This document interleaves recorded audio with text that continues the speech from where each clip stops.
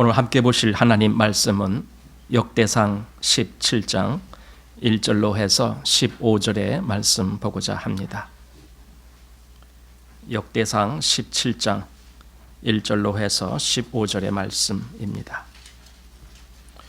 말씀이 좀 길기 때문에 차근차근 같이 잘 읽겠습니다. 자, 읽겠습니다. 다윗이 그 궁실에 거할 때에 선지자 나단에게 이르되 나는 백향목 궁에 거하거늘 여호와의 언약궤는 휘장 밑에 있도다.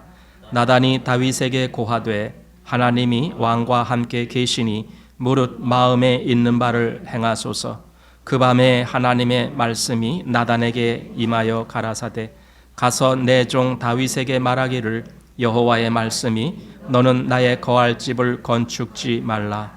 내가 이스라엘을 올라오게 한 날부터 오늘날까지 집에 거하지 아니하고 오직 이 장막과 저 장막에 있으며 이 성막과 저 성막에 있었나니 무릇 이스라엘 무리로 더불어 행하는 곳에서 내가 내 백성을 먹이라고 명한 이스라엘 어느 사사에게 내가 말하기를 너희가 어찌하여 나를 위하여 백향목 집을 건축하지 아니하였느냐고 말하였느냐 하고 연하여 내 종 다윗에게 이처럼 말하라.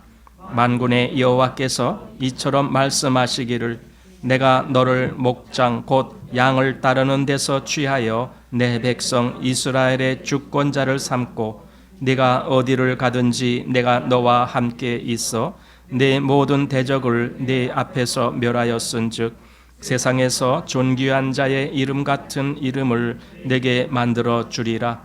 내가 또 내 백성 이스라엘을 위하여 한 곳을 정하여 저희를 심고 저희로 자기 곳에 거하여 다시는 옮기지 않게 하며 악한 유로 전과 같이 너희를 해하지 못하게 하여 제가 명하여 내 백성 이스라엘을 다스리던 때와 같지 않게 하고 또 내 모든 대적으로 내게 복종하게 하리라. 또 내게 이르노니 여호와가 너를 위하여 집을 세울지라.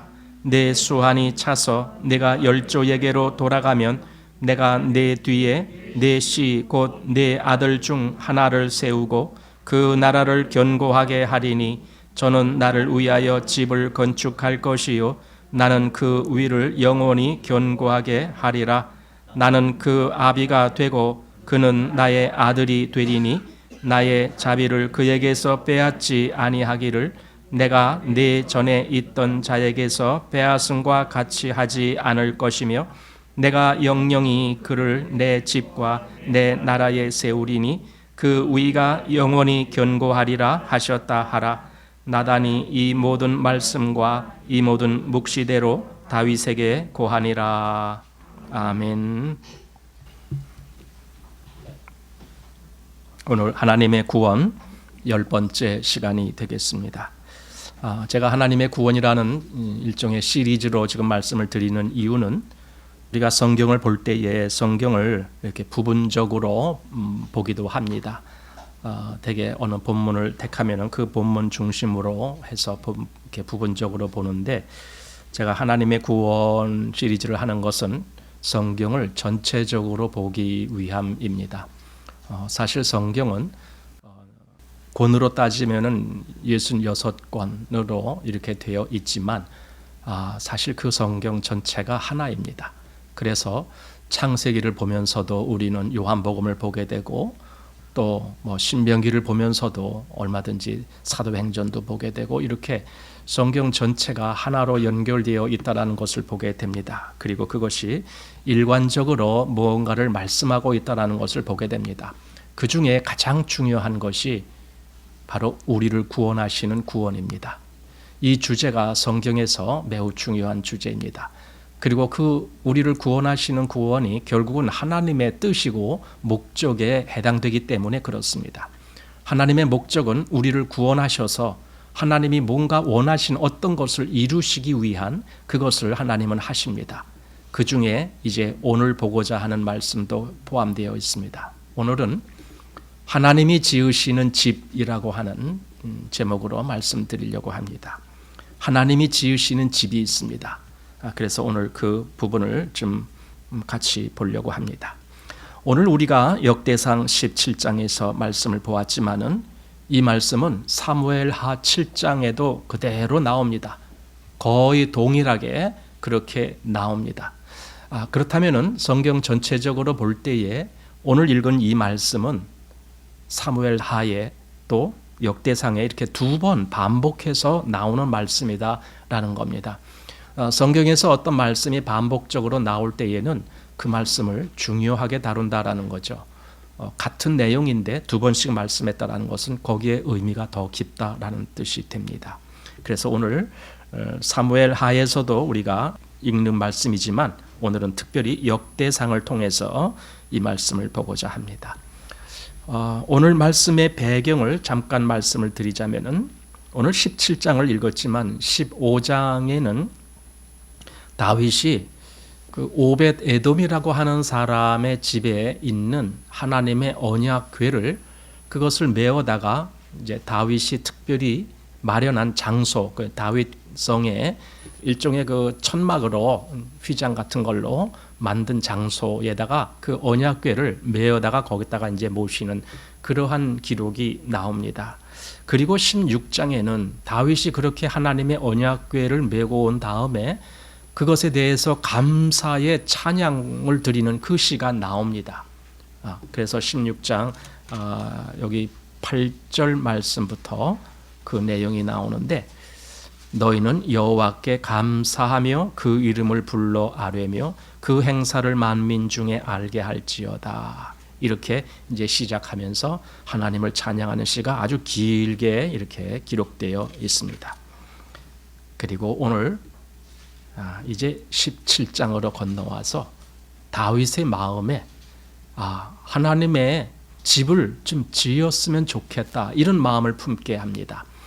하나님이 구약의 그 모세오경에 보면은 하나님의 언약궤가 어디에 있었냐 하면 성막이라고 하는 일종의 그 천막이죠. 천막 같은 이런 집이죠. 그러니까 말하자면 뭐 벽돌이나 뭐 돌이나 이런 걸로 지은 집이 아니라 천으로 이렇게, 물론 그 천은 좀 특별히 짠 천 뭐 이런 것도 있고 하지만, 그리고 옆에는 그 나무 판댁이라고 하나요? 그 조각목으로 놀방같이 판을 만들어서 거기에 금을 입힌 그런 판, 그렇게 된 그리고 위에는 그 휘장이죠. 그걸 4겹으로 덮어서 그런 성막에 이제 그 언약궤가 있었습니다. 그리고 지금 여기 다윗성으로 메어 와서도 거기서도 역시 휘장으로 이렇게 있습니다. 근데 다윗은 자기는 아주 그 아름다운 궁을 지어서 거기 거하는데 하나님의 궤는 그 휘장 가운데 있다라고 하는 것이 못내 마음에 걸리는 거였어요. 그래서 다윗이 어떤 마음을 품었냐면은 내가 하나님의 전을, 즉 하나님의 집을 지었으면 좋겠다라는 그런 마음을 다윗이 품어요. 그런데 하나님이 다윗의 그 마음을 아시고 나단 선지자를 통해서 어떤 말씀을 하시는 거예요. 근데 그 말씀이 뭐냐면요, 너는 집을 짓지 말라, 그거예요. 이제 그 말씀이 어디 나오냐면은 여기 4절 하반절쯤에 그 말씀이 나옵니다. 너는 나의 거할 집을 건축하지 말라. 이렇게 하나님이 다윗 보고, 아니 너가 그렇게 거할 뜻이 있으면 져라, 이렇게 했으면 좋겠는데 짓지 말라는 거예요. 그리고 하나님은 하나님의 계획이 따로 있다는 걸 말씀하는 거예요. 그 계획 따로 있는 것이 뭐냐, 네 아들이 그 집을 지을 것이다, 이렇게 말을 해요. 네 아들이 지을 거야, 너는 짓지 마라, 이렇게 합니다. 그 말씀이 어디냐면 10절 보십시오. 자, 10절 보시면은 중간부터 한번 보십시오. 또 내게 이르노니 여호와가 너를 위하여 집을 세울지라. 다윗이 아까 제가 좀 집을 짓고 싶습니다 했는데 하나님은 아니다, 내가 지을 거다, 이거예요. 내가 지을 거야.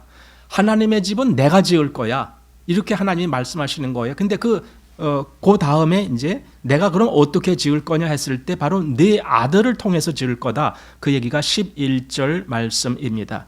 자, 11절 보십시오. 내 수완이 차서 내가 열조에게로 돌아가면 내가 내 뒤에 내 씨 곧 내 아들 중 하나를 세우고 그 나라를 견고하게 하리니 저가 나를 위하여 집을 건축할 것이요. 이겁니다. 저가 나를 위하여, 그러니까 내 아들이 지을 거야, 이렇게 말씀합니다. 아니 어차피 집을 지을 거면은 다윗 왕이 짓게 하셔도 될 텐데 굳이 너는 짓지 말라라고 하시고 또 내 아들을 통해서 내가 짓게 할 거다. 그것은 하나님이 하실 일이다. 내가 할 거다. 이렇게 말씀하신 이유가 뭘까라는 겁니다. 사실 이런 것들을 우리가 좀 알아야 됩니다. 우리가 믿음이라는 말을 하잖아요. 우리가 하나님을 믿는다. 이것을 가장 중요하게 우리가 지금 생각하고 있거든요. 신앙인은 믿음이 가장 중요한 거야. 이렇게 말을 하거든요. 그런데 그 믿음은 내가 하나님의 뜻, 하나님의 말씀에 대해서 더 자세히 알고 확신을 가질 때 믿음이 더 나와요. 그냥 내가 오늘부터 열심히 믿어야지 하면은요, 그거 사흘도 못 돼서 망가질 수가 있어요. 그건 자기 의지이기 때문에 그래요. 자기 의지로 내가 뭘 하겠다라고 하는 그것은요, 얼마 못 가요. 우리 연초가 되면은 늘 계획하잖아요. 올해는 내가 이렇게 하겠다. 올해는 내가 성경을 10번을 읽어야 되겠다. 그렇게 계획하고 실천하신 분 계셔요? 거의 없을 거예요. 물론 첫 번에 한 두세 달까지는 잘해요. 근데 그 다음부터는 좀 이렇게 그러죠. 마음이 좀 아주 강하게 먹었던 그 계획조차도 흐려지고 막 그러죠. 그래서 바꿔지잖아요. 사람이 뭔가를 하겠다라고 했을 때 그것이 과연 얼마나 가겠느냐 이거예요.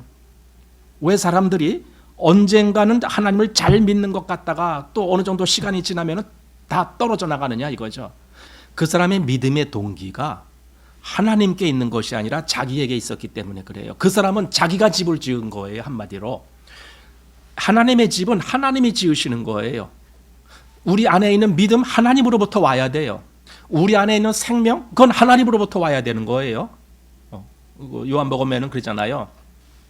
이는 혈통으로나 육정으로나 사람의 뜻으로 나지 아니하고, 여기 사람의 뜻으로 난다는 것이 뭐냐면 사람이 자기가 의지적으로 뭘 하겠다라고 계획하고 막 이렇게 하는 거예요. 근데 정말 하나님의 사람, 하나님의 아들이 되는 것, 하나님 믿는 사람이 되는 것은 사람의 뜻으로 되는 것이 아니에요. 그리고 거듭나는 것은 위로부터 와야 돼요. 그 생명이 하나님께로부터 와야 돼요. 그러니까 어떤 사람이 하나님을 믿는 것 같았다가 결국은 떠나가는 이유는 뭡니까? 그의 시작이 어디에 있었다는 거예요? 사람으로 말미암았다는 거예요. 사람이 한 것은 반드시 무너집니다. 넘어집니다. 하나님은 여기 하나님의 집을 지을 때에 다윗이 짓겠다라고 했을 때 사실 그것은 일종의 다윗의 의지와 다윗의 뜻에 의해서 뭔가 하겠다라고 하는 그런 마음이었거든요. 근데 하나님은 그걸 꺾으신 거예요. 아니다, 넌 짓지 말아라 이거예요. 그러면 솔로몬은 자기가 하나님의 집을 짓겠다라고 말하지도 않고 뭐 그런 뜻 표현하지도 않았어요. 그런데 하나님이 내가 네 아들 솔로몬, 여기서 솔로몬이란 말은 없지만은 내가 네 아들을 써서 내가 이 하나님의 집을 짓게 하겠다 하면서 하나님이 결국은 그 일을 하실 것. 그리고 솔로몬은 하나님이 역사하시는데 도구로 쓰인 것뿐이에요. 그러니까 그 일은 하나님이 하시는 거예요. 이렇게 하나님이 하셔야 그것이 하나님의 일이 되는 거거든요. 근데 사람들이 그 믿음이라는 것을 자꾸만 자기 의지로 믿겠다 하고 뭐 오늘은 내가 결심을 하고 하나님 열심히 믿겠다 해놓다가 조금 있다가 또 다시 결심이 흐지부지 되고 이럽니다. 그럼 그 일은 아무리 해도 그것은 열매가 없습니다. 여러분, 그렇다면은 내 믿음의 근거가 하나님으로부터 말미암으려면은 어떻게 돼야 되느냐라는 거예요. 그랬을 때 가장 중요한 것은 내 믿음의 근거가 하나님의 말씀에 있어야 돼요. 이 말씀이, 왜냐면은요, 여러분, 하나님의 말씀이 살았다는 말씀을 여러분 아십니까? 살았다는 게 뭔데요? 내가 이 하나님의 말씀을 믿을 때 이 말씀이 또한 내 마음을 붙잡아가는 거예요. 살았다는 것은 역사한다라는 거예요. 그래서 영과 혼과 및 관절과 골수를 찔러 쪼개기까지 한다라고 됐어요. 거기 분명히 영과 혼, 그 영과 혼에 대한 그 어떤 것을 하나님의 말씀이 찔른다는 거예요. 거기서 역사가 일어나게 한다는 거죠. 그러니 믿음이 이 말씀에 근거를 두지 아니한 믿음은 그것은 그냥 금방 바람 불면 넘어지는 그런 믿음이 돼버려요. 그러면은 하나님의 말씀에 근거를 둔다는 것은 또 무슨 말인가 했을 때에 이 하나님의 말씀을 제대로 깨닫는 거예요. 제대로 아는 거예요. 하나님이 그 지혜를 나에게 주셔서 내가 이 말씀을 분별 있게 알게 되는 거예요. 그랬을 때에 내 믿음이 흔들리지 않는 거예요. 왜? 말씀의 근거가 됐으니까. 내 믿음이 말씀의 근거가 없으면 반드시 바람에 불려가는 무슨 뭐 겨와 같이 그렇게 날아갑니다. 말씀의 근거가 없습니다. 그리고 그 믿음의 근거가 말씀에 있지 아니하는 분들은 하나님의 말씀을 읽지 못합니다. 한마디로 재미가 없어요. 그런데 믿음에 있는 사람은요, 하나님의 말씀 읽는 것만큼 재미있는 게 없어요. 좀 이상하죠? 그게 사실이에요. 그 시편에는 그 표현을 이렇게 했습니다. 시편 119편에 보면은 주의 말씀이 어찌 그리 단지요 내 입에 꿀송이보다 더하니이다. 그러니까 하나님의 말씀이 달아. 내 입에 너무 달아. 마치 내가 꿀을 먹을 때 그 단 것을 달다 참 맛있다 이렇게 느끼는 것보다 더 달아. 이런 의미의 일종의 은유법이죠. 그렇게 말씀했듯이 하나님의 말씀이 너무 내 마음을 기쁘게 해주는 거예요. 그래서 하나님의 말씀에 계속 가는 거예요. 왜냐하면 그 말씀을 볼 때마다 하나님이 계속 그 말씀으로 나를 또 이끌고 가시기 때문에 그래요. 그래서 말씀을 계속 보게 돼요. 그런데 그 믿음이 하나님의 말씀에 있지 아니한 사람은요, 하나님의 말씀을 계속 보질 못해요. 아주 힘들어요. 성경 한 권 읽는 것이 이렇게 힘들어. 그런 얘기가 나옵니다. 한 권을 내가 하나님 믿었다라고 하면서 성경 한 번을 한 번도 못 읽어봤어요. 잘 생각해 보셔야 됩니다. 그 사람의 믿음의 근거가 어디 있는가? 그냥 교회에 다니면서 그냥 적절히 기독교인 행세를 하면서 그런 것을 믿음이라고 착각하고 있지 않은가? 잘 생각해 보셔야 됩니다. 그런 분은 반드시 넘어집니다. 그건 믿음이 아닙니다. 자, 오늘 하나님의 집에 대해서 우리가 보는 겁니다. 하나님의 집은 하나님이 지으신다라고 되어 있습니다. 그리고 그 집은 또 어떤 집이냐 했을 때 14절 말씀을 가보십시오.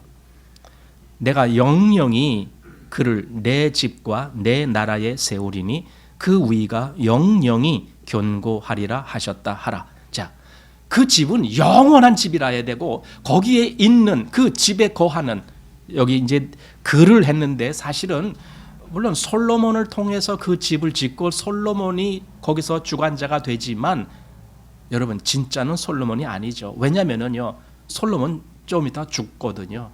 솔로몬은 자기 수명 다 하고 죽어요.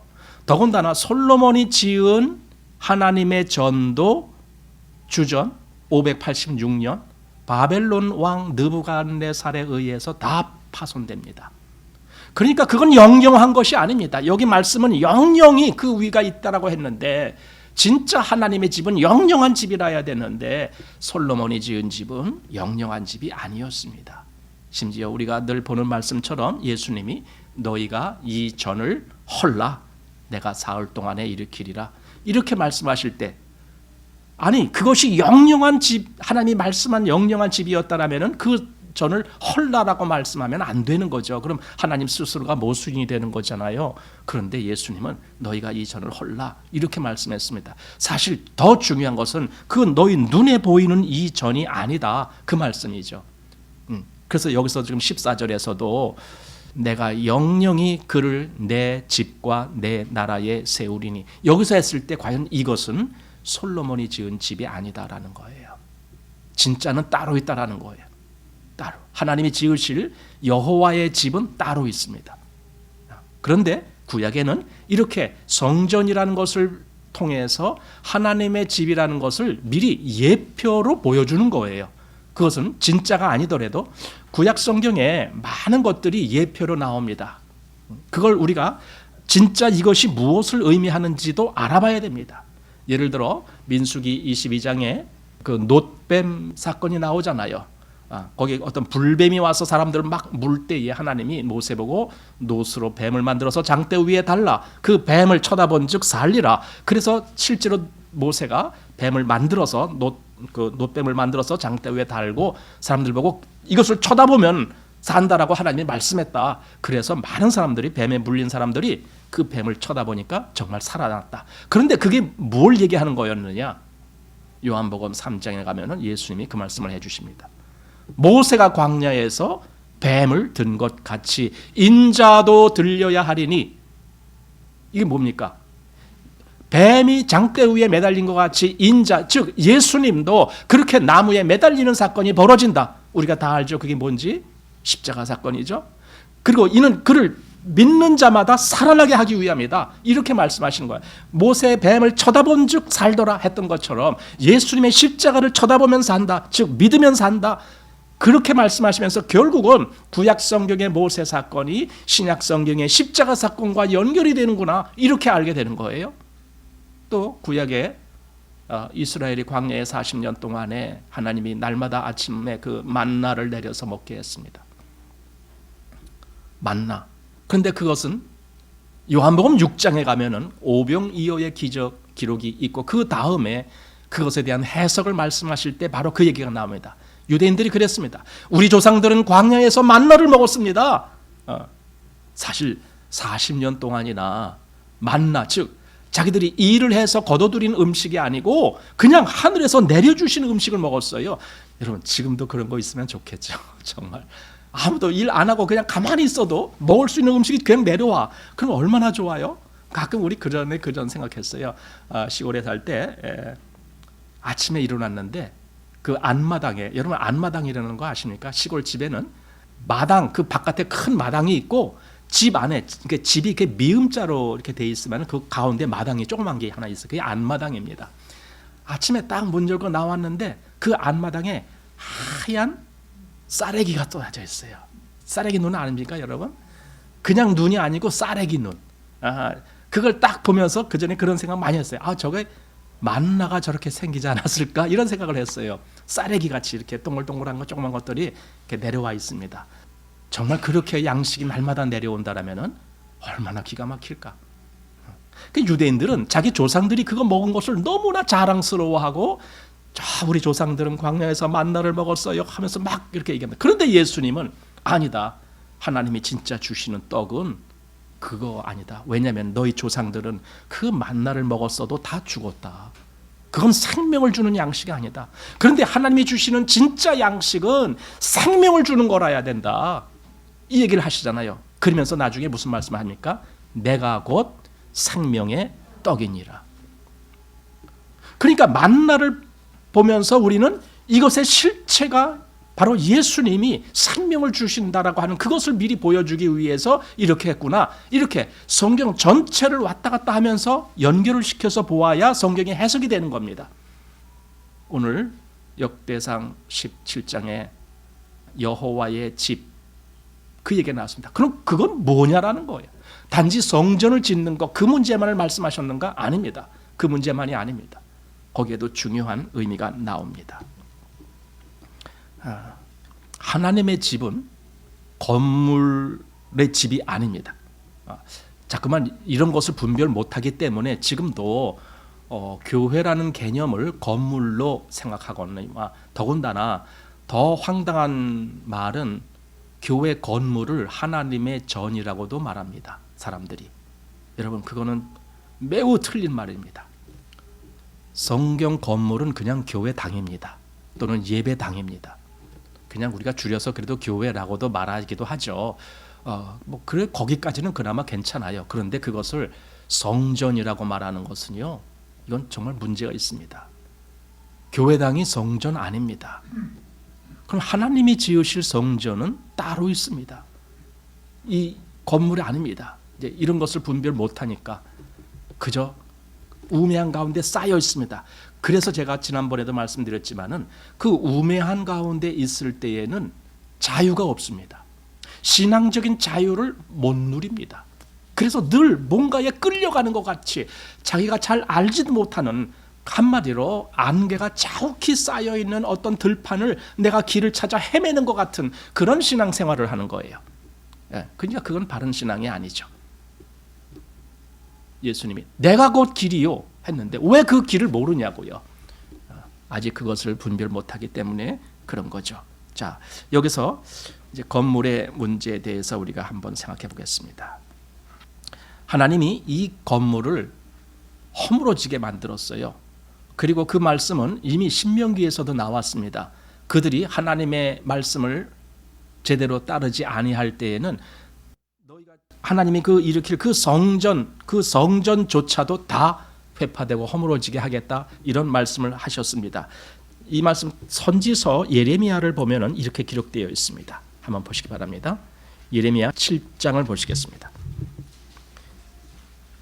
예레미야 7장에 좀 특별한 말씀이 기록되어 있는데 여기 1절 말씀을 한번 보십시오. 1절부터 제가 4절까지를 한번 읽어보겠습니다.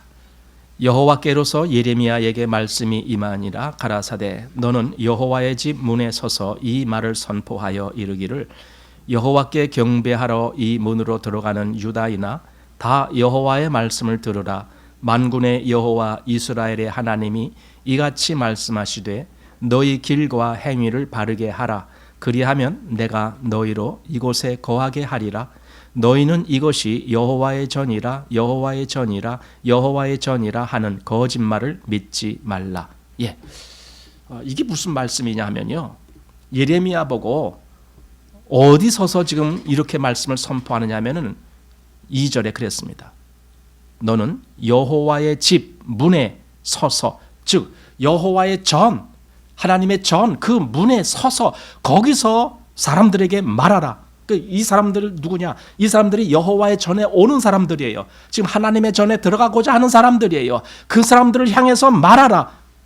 무슨 말을 하느냐? 여기 보니까 너희 길과 행위를 바르게 하라. 이제 이 말씀을 합니다. 그리고 그 다음에 너희는 이것이 여호와의 전이라 여호와의 전이라 여호와의 전이라 하는 거짓말을 믿지 말라, 이렇게 말했습니다. 아니 여기 분명히 여호와의 전이 있어요. 이게 하나님의 집이에요. 그리고 지금 예레미야가 그 문 앞에 서서 지금 하는 말이에요. 그런데 이 전을 향해서 여호와의 전이다 여호와의 전이다 여호와의 전이다라고 그들이 그렇게 말하는데 그거 거짓말이다 이거예요.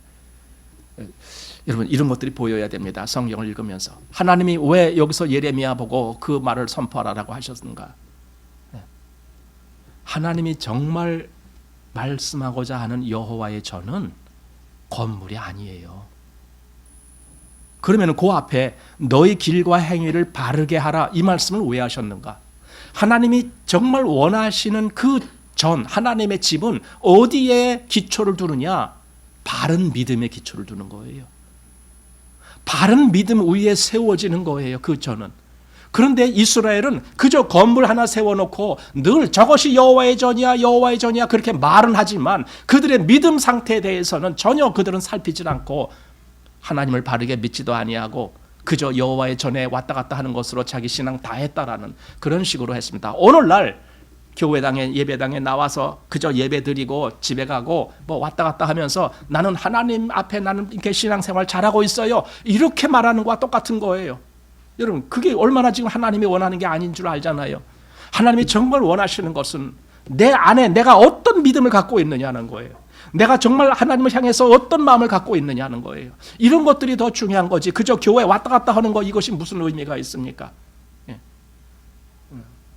사실 교회 또는 기독교라는 것이 사람들이 흔히 알고 있는 것 거의 대부분은 잘못된 겁니다. 왜냐하면 교회가 그런 잘못된 모습을 보여줬기 때문에 그렇습니다. 세상 사람들을 향해서 기독교인이 뭐냐, 그저 주일날 교회 한번 가서 예배 드리고 오는 거, 그게 기독교인인 걸로 그렇게 인식이 시켜지게 됐습니다. 여러분, 그러나 그것은 아닙니다. 성경이 말하는 것이 아닙니다. 진짜 기독교인은 그런 것이 아닙니다. 물론 기독교인 당연히 주일날 예배 드리기도 합니다. 그런데 그것 때문에 기독교인 되는 거가 아니다라는 말입니다. 그 마음속에 뭐가 있느냐라는 거예요. 이게 분명해야죠. 그런 것을 가르치고 그런 것에 의해서 교회가 구성되어지고 이 바른 믿음 위에 뭐가 지어져야죠. 사실 이게 여호와의 집이거든요.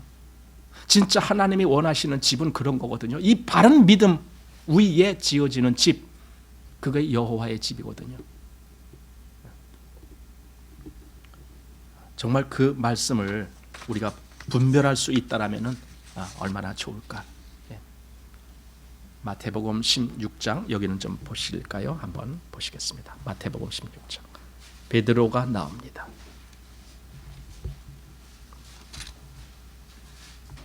자, 베드로가 아주 멋있는 말을 한 대목이 나오거든요. 마태복음 16장 13절부터 이제 쭉 나옵니다. 예수님이 제자들에게 묻습니다. 사람들이 인자를 누구라 하느냐? 그러니까 뭐 더러는 세례 요한, 더러는 엘리야, 어떤 이는 예레미야나 선지자 중에 하나라 하나이다. 이렇게 그때 예수님이 다시 묻습니다. 너희는 나를 누구라 하느냐? 그때 시몬 베드로가 대답하여 가로되 주는 그리스도시요 살아계신 하나님의 아들이시니이다. 이 대답을 합니다. 그때 17절 예수님의 대답 잘 보십시오. 예수께서 대답하여 가라사대 바요나 시몬아 네가 복이 있도다. 이를 내게 알게 한 이는 혈육이 아니요 하늘에 계신 내 아버지시니라. 또 내가 내게 이르노니 보세요. 너는 베드로라. 내가 이 반석 위에 내 교회를 세우리니. 이겁니다. 하나님의 교회의 근거가 뭔가, 바탕에 뭐가 있느냐? 지금 베드로가 고백한 주는 그리스도시요 살아계신 하나님의 아들입니다라고 하는 그 예수님을 향한, 주님을 향한 바른 믿음의 고백이 있을 때 내가 이 반석, 그것을 반석이라고 했어요. 이 반석 위에 내 교회를 세우겠다 이렇게 말씀했습니다. 아까 우리가 본 역대상 17장에 하나님이 내가 하나님의 집 여호와의 집을, 여호와가 그 집을 세우리라 이렇게 말씀했는데 여기는 내가 바로 내 교회를 세우겠다 이렇게 말씀했습니다. 여기 세우는 주체자도 주님이시고 교회도 주님 거예요. 그래서 내가 이 반석 위에 내 교회를 세우리라 이렇게 말씀하는 겁니다. 하나님이 세우시는 겁니다. 아까 여호와의 집도 하나님이 세우시는 겁니다. 다윗이 그렇게 세우고자 했어도 너는 짓지 말라.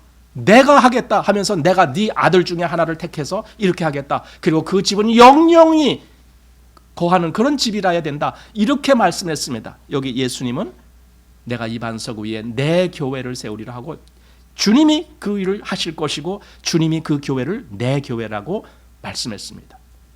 이것이 주님이 하시고자 하는 일입니다. 하나님이 하시는 일, 이미 하나님은 구약 성경에 그 성전을 짓는 것을, 그것을 말씀하실 때에 이미 하나님의 교회에 대한 계획을 갖고 계신 거죠. 그리고 그 교회가 더 중요한 것이고 구약의 그 하나님의 성전은 하나의 예표로 보여주신 것뿐이죠. 솔로몬은 그 성전을 짓는 자로서 주님을 상징하는 하나의 예표가 되는 것이죠. 그러나 실제로 그 주체자는 하나님이 그 모든 것을 지으신다라는 겁니다. 그것이 다릅니다. 그런데 이렇게 하나님의 집이 구약에 지어졌다 할지라도 그것은 다 헐어집니다. 헐어집니다. 그건 영원한 집이 아닙니다. 자, 그런데 이제 오늘 우리는 이제 신약 성경을 보면서 몇 가지 좀 볼 겁니다. 하나님의 집이 얼마나 여기 신약 성경에서 얼마나 중요한 집이라는 것을 해석을 하고 있는지 한번 그것을 이제 좀 보고자 합니다. 아까 이제 다윗 얘기가 나왔습니다. 다윗, 사실 하나님의 집은 솔로몬이 지었다라고 하지만 솔로몬보다 다윗이 더 중요해요.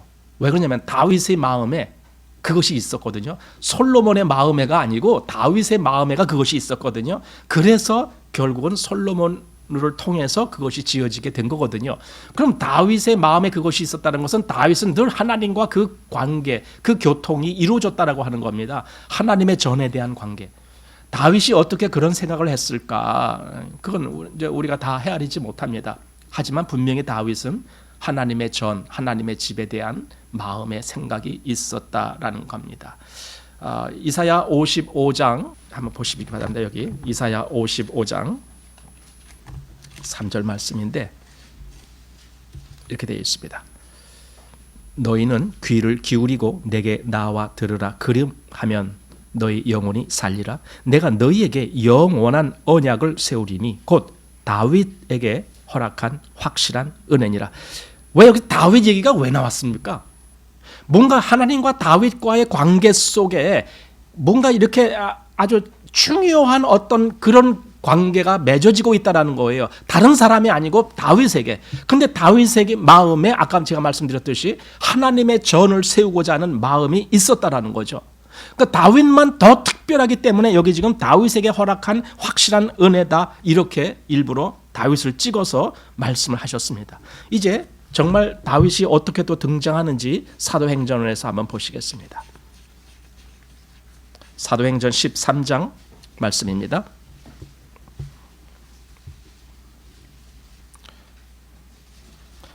여기 사도행전 13장은 사도 바울이 비시디아 안디옥이라고 하는 곳에서 전도를 하면서 설교하는 대목입니다. 여기에 22절 말씀 보시기 바랍니다. 폐하시고, 폐했단 말은 그 앞에 사울 임금을 폐했다라는 겁니다. 자, 그리고 폐하시고 다윗을 왕으로 세우시고 증거하여 가라사대 내가 이새의 아들 다윗을 만나니 내 마음에 합한 사람이라 내 뜻을 다 이루게 하리라 하시더니, 아니 다윗에게 내 마음에 합한 사람이라라는 말씀을 하셨다는 거예요. 그리고 그 다윗을 통해서 내 뜻을 다 이루게 하리라 이렇게 했습니다. 그런데 사실은 다윗은 하나님의 뜻을 다 이루는 그 끝까지 살아있을 수가 없잖아요. 다윗의 수명이 있고 다윗이 살다가 왕으로 하다가 죽잖아요. 그랬는데 결국은 그때 하나님의 뜻을 이루게 하는 그 어떤 것을 미리 말씀해 주신 것이 바로 그 하나님의 집을 세우겠다라는 겁니다. 네 아들 중에 하나를 택해서 내가 그를 통해서 내 집을 짓게 할 것이다. 그리고 그 집은 영영한 집이다. 이렇게 말씀하신 것입니다. 다윗은 그걸 이미 하나님의 말씀을 통해서 알았죠. 아, 하나님이 이렇게 하실 거구나 알았죠. 그 다윗에게 허락된 확실한 은혜가 다윗을 통해서 뭔가가 지금 이루어지고 있다라는 겁니다. 자, 그렇게 말씀하시고 그다음 23절 보니까 이렇게 되어 있습니다. 하나님이 약속하신 대로 이 사람의 씨에서 이스라엘을 위하여 구주를 세우셨으니 곧 예수라. 지난번에도 우리 설교 말씀에서 그런 말씀 드렸습니다. 예수님이 왜 아브라함과 다윗의 자손으로 오셔야 되느냐, 이제 이 문제입니다. 왜냐하면 약속이 있기 때문에 그래요. 하나님이 미리 다윗에게도 약속하셨어요. 또 아브라함에게도 약속을 하셨어요. 하나님은 약속을 하시고 그 약속을 이루시는 그렇게 일을 해나가십니다. 그냥 밑도 끝도 없이 어느 날 갑자기 어떤 일이 벌어지게 이렇게 하시지 않습니다. 왜냐하면 하나님은 처음부터 모든 것을 다 아시는 하나님이시기 때문에 그걸 약속하시고 그렇게 이루시는 거예요. 여러분, 우리가 내가 태어나기도 전에 하나님이 나를 아셨다는 걸 여러분 아십니까? 내가 태어나기도 전에 하나님이 날 아셨어요. 그건 불가능한 얘기죠. 아니, 내가 존재하기도 전에 하나님이 날 어떻게 아셔? 그런데 하나님은 이미 나를 아셨어요. 날 보셨어요. 에베소서 1장 3절 말씀 보면은 찬송하리로다 하면서 하나님이 창세 전에 그리스도 안에서 우리를 택하셨다라는 거예요. 여기서 우리는 그리스도인들을 얘기하는 겁니다. 하나님이 창세 전에 그리스도 안에서 우리를 택하셨다. 이게 가능하냐고요? 우리의 이치대로 이것이 가능하냐고요? 창세 전이라는 것은요, 아무도 이 땅에 사람 한 사람도 없었을 때예요. 아담도 그때는 없었어요. 당연히 우리도 없었어요. 그런데 하나님은 우리를 택하셨다는 거예요. 그게 가능하냐고요? 그러니까 우리 개념에서는 전혀 이것은 헤아릴 수가 없는 거예요. 가능하지가 않아요. 그렇다고 불가능하다는 말도 아닙니다. 우리가 헤아리지 못한다는 뜻입니다. 우리는 창세 전이라는 개념도 우리는 알지 못할 뿐더러 하나님이 어떻게 역사하시고 어떻게 일하시는지도 알지 못합니다. 그러니 창세 전에 우리를 택하셨다? 그걸 우리는 헤아릴 수가 없습니다. 그런데도 성경에 왜 그 말씀이 있는 줄 아세요? 우리로 이해도 못하는 말씀이 왜 기록되어 있어? 여러분, 창세기 1장도 마찬가지입니다. 태초에 하나님이 천지를 창조하시니라. 그 말씀 이해가 됩니까? 이해 안 됩니다. 모릅니다. 이해가 된다는 것은요, 그게 잘 해석이 되어서 깨달아지는 거예요. 그렇게 됩니까? 태초에 하나님이 이렇게 하셨다 깨달아집니까? 안 깨달아지니까 계속 우리 마음에는 뭡니까? 그 다윈의 뭐죠 그게? 진화해서 사람이 생긴 거야. 계속 이런 생각만 먹게 만들잖아요. 왜? 하나님의 그 모든 것이 이해가 안 되니까, 깨달아지지가 않으니까. 요한복음 1장은 또 어떻습니까? 태초에 뭐가 있다고요? 말씀이 계시니라. 이 말씀이 하나님과 함께 계셨으니 이 말씀이 곧 하나님이라. 이 요한복음 1장 1절 그 말씀 이해가 됩니까? 그게 무슨 말이야? 도대체 말이 해석이 안 되는 거예요. 아까 에베소서 1장 4절 말씀도 그렇고 해석이 안 됩니다. 그런데도 성경에 기록되어 있어요. 여러분, 성경은요, 사실 우리가 해석할 수 있는 말씀이 아닙니다. 우리가 해석할 수 있는 범위를 넘어갑니다. 초월합니다. 성경에 기록된 것이 그래요. 그러니까 사람들이 성경을 못 읽는 거예요. 읽어도 무슨 말인지 이해가 안 되니까. 그냥 재미있는 부분은 읽을 수 있어요. 아, 다윗이 골리앗을 쳐부셨다 뭐 이런 거, 아이들 그 만화 영화 같은 데 잘 나오는 거, 이런 것은 얼마든지 읽을 수 있어요. 그런데 그 요한복음 1장 1절 같은 거, 창세기 1장 1절 같은 거, 에베소서 1장 4절 같은 말씀, 이걸 어떻게 읽어요? 못 읽죠. 그러니까 읽다가 그런 말씀이 자꾸 나오니까 아, 성경은 어렵도다, 이 말씀은 어렵도다, 누가 들을 수 있느냐고 그냥 제껴버리는 거예요. 이렇게 해버리는 겁니다. 그래서 성경이 읽혀지지가 않는 겁니다. 그래서 제가 아까 말씀드린 겁니다. 자기가 하나님을 믿는다라고 몇 년이 됐으면서 불구하고 아직 성경 한 번도 제대로 읽어보지 못한 분들은 본질적으로 다시 한번 생각해 봐야 돼요. 내가 진짜 바른 믿음을 갖고 있는가? 내 믿음의 근거가 어디 있는가?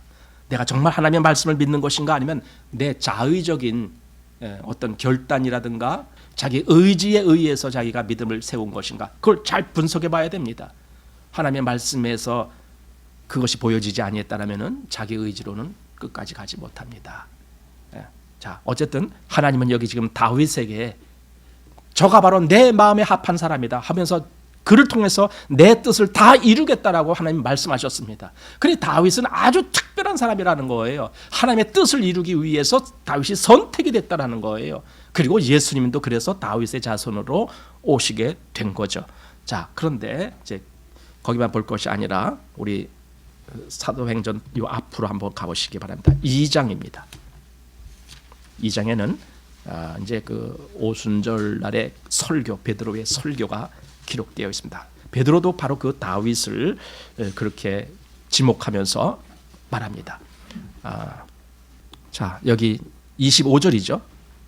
이 25절 말씀은 시편 16편에 나온 말씀을 여기 인용한 겁니다. 자, 25절 보십시오. 다윗이 저를 가리켜 가로되 내가 항상 내 앞에 계신 주를 배웠으며 나로 요동치 않게 하기 위하여 그가 내 우편에 계시도다. 이러므로 내 마음이 기뻐하였고 내 입술도 즐거워하였으며 육체는 희망에 거하리니 이는 내 영혼을 음부에 버리지 아니하시며 주의 거룩한 자로 썩음을 당치 않게 하실 것이미로다. 주께서 생명의 길로 내게 보이셨으니 주의 앞에서 나로 기쁨이 충만하게 하시리로다 하였으니. 여기서 이 앞에 25절에 다윗이 저를 가리켜, 이 말씀입니다. 여기 저가 누굽니까? 지금 그 뒤에 시편을 인용한 거기에 나오는 여기 내가 항상 내 앞에 계신 주를 배웠습니다. 내가 항상 주님을 배우고 있어. 나 항상 주님을 바라보고 있어. 그 주가 누구냐라는 거예요. 여기서 말한 주가. 이것이 바로 예수님입니다. 근데 다윗이 어떻게 예수님을 알았지? 예수님 몰랐죠, 다윗은. 왜냐하면 다윗 때까지 예수님이 오시질 않았으니까 예수님 몰랐죠. 근데 다윗은 바라보고 있어요, 예수님을. 이게 참 놀라운 거거든요. 믿음의 사람에게는 하나님이 이렇게 뭔가를 깨우침을 주셔요. 다윗은 지금 자기 앞에 하나님이 보내실 어떤 그 주님이 오신다라는 걸 알고 있어요. 그래서 그를 항상 보는 거예요. 여러분, 다윗만 그런 것이 아니라니까요. 아브라함도 봤다니까. 그래서 이제 마태복음 1장에 아브라함과 다윗의 자손이란 말씀이 그래서 더 의미가 있는 것 같아요. 아브라함도 봤습니다. 요한복음 8장에 보면은 예수님이 이렇게 말씀하셨어요. 아브라함 이야기를 하면서 요한복음 8장에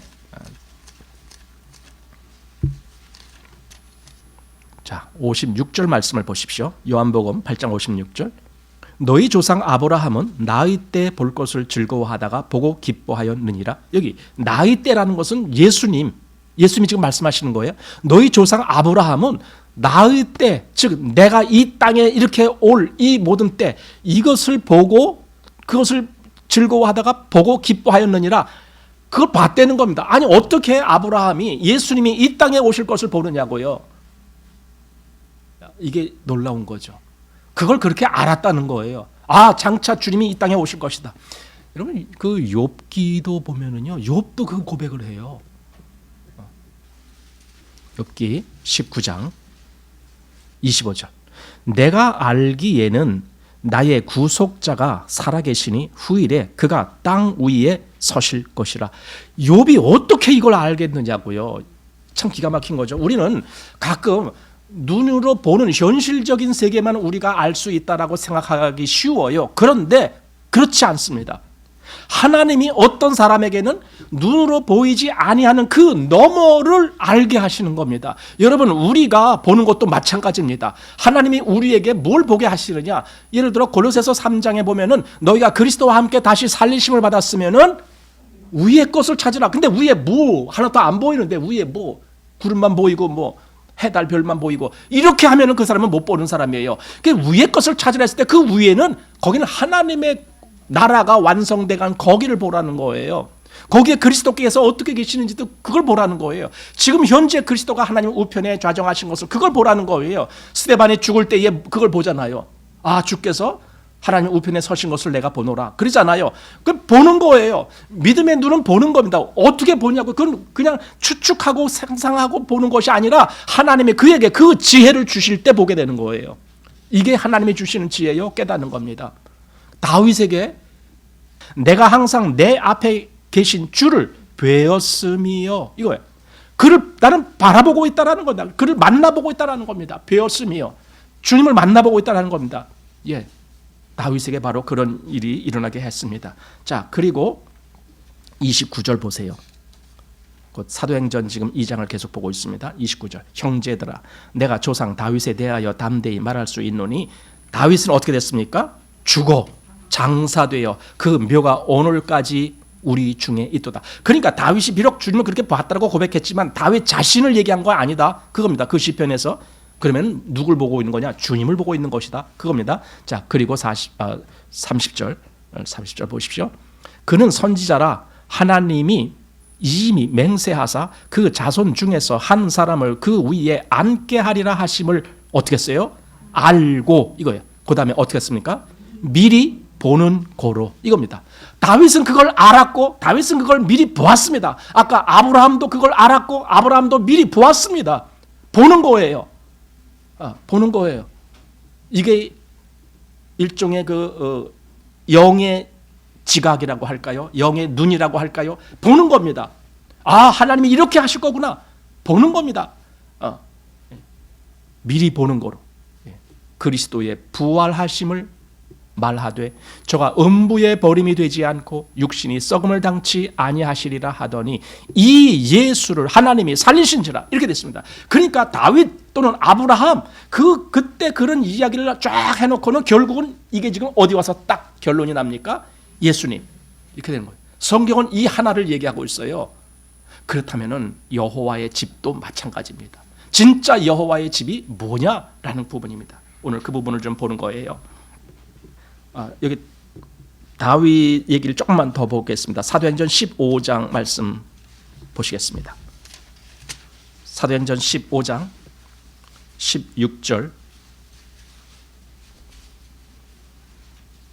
여기서도 또 인용한 말씀이 있습니다. 16절, 이후에 내가 돌아와서 다윗의 무너진 장막을 다시 지으며 또 그 퇴락한 것을 다시 지어 일으키리니 이는 그 남은 사람들과 내 이름으로 일컬음을 받는 모든 이방인들로 주를 찾게 하려 함이라. 다시 일으키겠다. 다윗의 장막, 다윗의 무너진 장막, 사실은 그건 이스라엘이 무너진 걸 얘기하는 거예요. 다윗의 무너진 장막은 이스라엘입니다. 이스라엘이 멸망했습니다. 그러나 하나님이 다시 일으키겠다. 그리고 그 다시 일으키는 거기는 단지 이스라엘만의 문제가 아니고 이건 모든 이방과도 관계된 거다. 그래서 이 다시 일으키는 것이 뭐냐라고 했을 때 사실 그게 여호와의 집입니다. 이스라엘 나라를 일으키겠다는 것이 아닙니다. 그것은 하나의 가시적인 예표일 뿐입니다. 진짜는 하나님의 집이 세워지는 겁니다. 그 얘기를 이렇게 해놓고 그리고 이제 히브리서 3장 말씀으로 가보는 겁니다. 자, 히브리서 3장 6절 말씀, 여러분 잘 아시는 말씀입니다. 자, 히브리서 3장 6절, 그리스도는 그의 집 맡은 아들로 충성하였으니 우리가 소망의 담대함과 자랑을 끝까지 견고히 잡으면 그의 집이라. 여기 말 설명이 중간에 이렇게 많이 있어서 이게 잘 해석하기가 얼른 안 들어와요. 근데 이 말이 뭐냐면은 6장 그 중간에 우리가 했잖아요. 그 다음에 소망의 담대함과 자랑을 끝까지 견고히 잡으면, 그것은 하나의 조건이니까 이렇게 가로로 묶어놔도 돼요. 그리고 우리가 그 끝으로 가면은 그의 집이라. 그의 집이라니요? 하나님의 집이에요. 우리가 하나님의 집이라는 거예요. 여기서 우리는 누굴 얘기하는 거예요? 그리스도인이죠. 아무 사람이나 여기 뭐 이거 읽고 하나님이 우리를 그렇게 했구나. 그렇게 아무 사람이나 해석하면 안 돼요. 정말 그리스도인이라야 돼요. 그리스도인이라야만이 여기 하나님의 집이 되는 겁니다. 그래서 고린도전서 3장 또 고린도전서 6장에 그 얘기가 나오죠. 고린도전서 3장으로 가봅니다. 자, 고린도전서 3장 16절 말씀 보시기 바랍니다. 16절 같이 읽어요. 시작. 너희가 하나님의 성전인 것과 하나님의 성령이 너희 안에 거하시는 것을 알지 못하느뇨. 됐습니다. 너희가 하나님의 성전이야 이겁니다. 너희가 하나님의 성전이야. 하나님의 지으실 집, 사실 그게 구약의 성전이었거든요. 성전. 그런데 그 성전이, 진짜 성전은 너희, 즉 그리스도인들을 보고 한 말입니다. 더 큰 범위로 말하면 교회 이겁니다. 교회.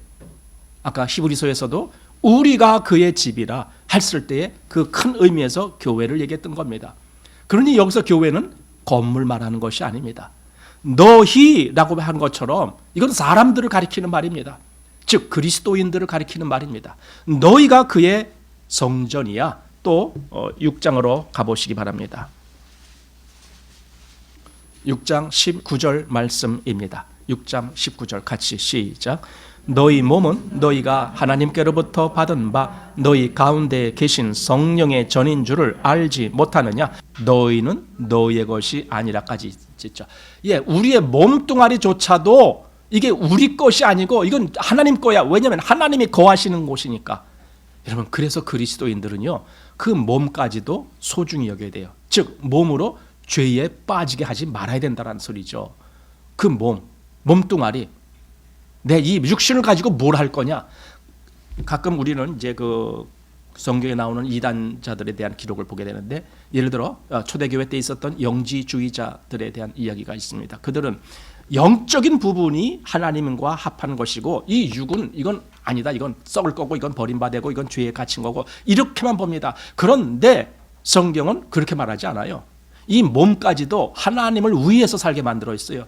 그래서 로마서 12장 1절에 거기 뭐가 나오죠? 너희 몸을 하나님이 기뻐하시는 거룩한 산 제사로 드리라. 이는 너희의 드릴 영적 예배니라. 왜? 너희 몸을 하나님이 기뻐하실 거룩한 산 제사로 드리라.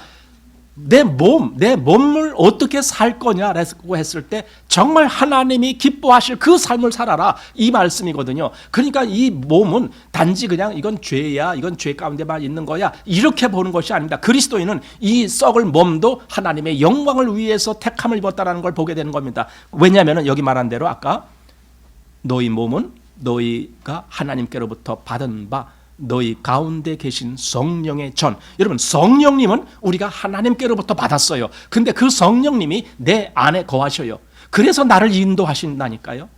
나를 이끄신다니까요. 하나님 앞에 합당하게 가게 하기 위해서 바로 그런 것입니다. 그것이 성전이라는 뜻입니다. 성전. 또 고린도전서 아까 읽진 않았지만 3장 9절에 보면은 너희는 하나님의 밭이요 하나님의 집이라, 이런 말씀도 있어요. 하나님의 밭, 하나님의 집. 우리가 하나님의 집. 아까 다윗을 통해서 여호와의 집을 어떻게 세우냐 이 얘기를 했는데, 신약 성경은 우리가 하나님의 집이고 우리가 하나님의 성전이고 이렇게 해요. 이렇게 말씀하는 겁니다. 바로 히브리서에서 말한 대로 너희가 바로 그의 집이다. 주께서, 예수님이 바로 그 집을 위해서 충성을 다했다. 하나님께 그 집을 바르게 세우기 위해서 이겁니다. 예. 그런데 다윗에게 허락한 그 모든 역사 가운데 그런 생각을 하게 돼요. 다윗이 짓는 그 모든 것은 육적인 것과 관계가 돼 있어요. 왜? 이 세상에 속한 것이기 때문에. 다윗이 지은 것은 아니지만 솔로몬을 통해서 지어졌지만 그 성전은 이 세상에 있는 재료를 가지고 전부 지었어요. 그죠? 무슨 그 아름다운 백향목이니 뭐니 거기에 뭐 금이니 뭐니, 그래도 그게 다 땅에서 나는 겁니다. 그런데 하나님이 지으실 집은 이 땅에 속한 것이 아닙니다. 그러니까 더 놀라운 거죠. 그래서 근본은 우리는 예수님이 아브라함과 다윗의 자손 이렇게 알잖아요. 그런데 주님이 유대인들에게 뭐라고 말씀했어요? 아브라함이 나기 전에 내가 벌써 있느니라, 그렇게 얘기를 하셨습니까? 아브라함이 있기 전에 내가 이미 있었어, 그 얘기를 하셨잖아요. 그러면 아브라함과 다윗의 자손이라고 말한 것이 그들은 늘 그렇게만 알고 있지만 실상은 그 자손으로 오시지만 그분이 먼저 계셨다는 걸 얘기하잖아요. 아브라함이 나기 전부터 내가 있느니라. 그 얘기가 왜 그렇게 기록되어 있는지 우리 요한계시록에 가보면 이런 말씀이 있습니다. 요한계시록 5장 말씀을 보십니다. 요한계시록 5장 5절 말씀 보시기 바랍니다. 장로 중에 하나가 내게 말하되 울지 말라, 유대 지파의 사자 다윗의 뿌리가 이기었으니 이 책과 그 7인을 떼시리라 하더라. 사도 요한이 그 책의 7인으로 봉인되었기 때문에 그것 때문에 그 책이 펼쳐져서 다 이렇게 이루어져야 되는데 그게 안 되니까 그게 답답해서 울었다라는 거예요. 그런데 그때 울지 마라 이거예요. 왜? 이 인을 뗄 사람이 있다. 그건 누구냐? 여기 보니까 유대 지파의 사자 다윗의 뿌리. 여기서 참 이상해요. 다윗의 자손, 그러면 우리는 금방 이해가 되겠고, 예수님이죠. 다윗의 자손으로 오실 예수님. 그런데 그렇게 말씀하지 않고 다윗의 뿌리라는 거예요. 그 오실 자, 즉 예수님이 더 근본이라는 거예요. 다윗이 근본이 아니고. 그러니까 예수님이 더 먼저라는 겁니다. 분명히 성경에는 아브라함과 다윗의 자손이라고 말을 했지만 그것은 우리 인간이 보는 시점에서 그렇고 인간이 계산하는 그 시간대에서 그렇고 하나님의 계산에서는 이미 주님이 더 훨씬 먼저 주님이 근본이에요. 더 뿌리라는 거예요. 뿌리. 뿌리. 모든 식물은 뿌리가 근본입니다. 뿌리에서 싹이 나와서 다시 나무가 되고 그러는 거 아닙니까? 뿌리가 근본이다. 근데 우리는 과거에 다윗의 가지 이런 얘기를 들었어요. 다윗의 한 가지가 이렇게 나고 한 싹이 나오고 이래서 어떻게 난다. 예수님을 그런 식으로 표현했습니다.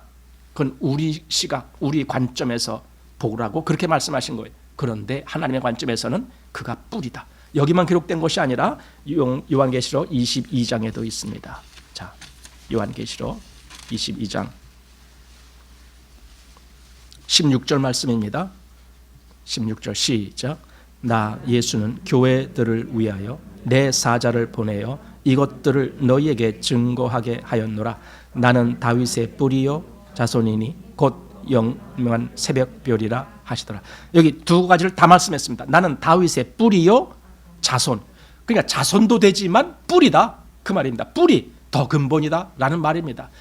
예수님이 원래 뿌리셨구나. 그런데 그 중에 다윗이나 아브라함이나 이들을 세상에 살게 하시면서 그를 통해서 그 역사가 이루어지도록 하나님이 그렇게 쓰신 거구나. 이렇게 말씀하고 있습니다. 오늘 본문 다시 한번 보겠습니다. 본문 10절 그 중간 부분부터 또 내게 이르노니 여호와가 너를 위하여 집을 세울지라. 여호와가 집을 세운다. 여호와가 집을 세운다. 우리 이걸 잘 알아야 됩니다. 교회는 하나님이 세우시는 겁니다. 믿는 사람은 하나님이 그를 거듭나게 하고 믿게 하시는 겁니다. 이것은 하나님의 역사입니다. 사람의 역사가 아닙니다. 그래야 그것이 영원한 하나님의 집이 됩니다. 다시 여기 좀 지나서 14절 말씀입니다. 내가 영영이 그를 내 집과 내 나라에 세우리니 그 위가 영원히 견고하리라. 그 나라는 그 집은 영원한 나라예요. 그리고 거기에 세움받은 다윗의 씨 또는 다윗의 뿌리, 다윗의 가지 다 영원히 그 나라에서 왕노릇 하실 뿐이에요. 이것을 성경이 말씀해 주고 있는 겁니다. 그래서 우리 시편 122편 한번 보십니다. 지난번에도 제가 성전에 올라가는 노래라는 제목으로 시가 쭉 있다라는 걸 말씀드렸잖아요. 근데 이제 이 시도 바로 그 시 중에 하나입니다. 시편 122편. 자, 시편 122편 그 하나님의 전에 올라가는 여호와의 집에 올라가는 사람의 찬송, 그리고 이것은 지금 우리의 찬송이기도 합니다. 자, 1절 같이 읽습니다. 시작.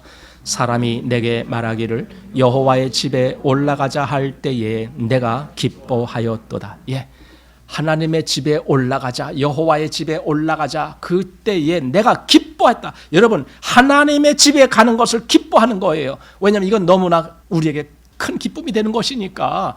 다윗은 그때 그렇게 여호와의 집에 올라가자 하면서 말을 하면서 그것을 기뻐한다라고 그렇게 말을 했지만, 지금은 그 집이 바로 우리라는 거예요. 우리 자신이 바로 내가 영원토록 여호와의 집에 거하리로다 라는 시가 응해진 거죠.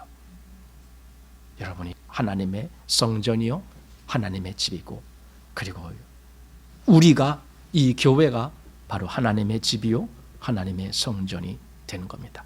그 말씀을 해주시려고, 그것을 이루게 하시려고, 그리고 그 전은 하나님이 세우시는 전이다라는 것을 말씀하시려고 아까 역대상 17장에 다윗을 통해서 그 성전을 세우는 문제에 대해서 하나님이 아니다, 다윗 너는 짓지 말라, 내가 세울 것이다, 내가 내 집을 세울 것이다.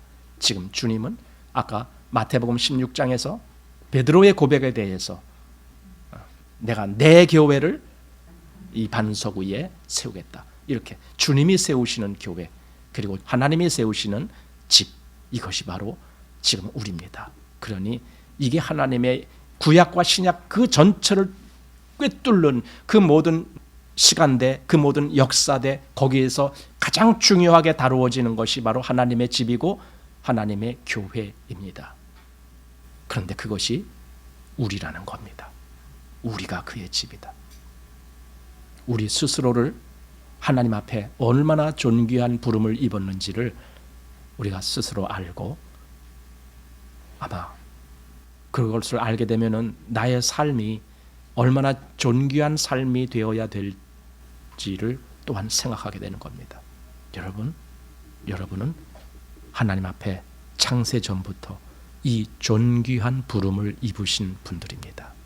이것을 꼭 기억하시기 바랍니다. 기도합니다.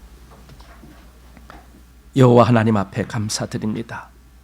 이렇게 엄청난 하나님의 말씀 가운데, 엄청난 하나님의 역사 가운데 바로 우리를 그렇게 중요한 영역에 넣으시고 우리를 통하여 하나님의 역사가 이루어지게 하시는 이 모든 말씀이 있음에 감사를 드립니다.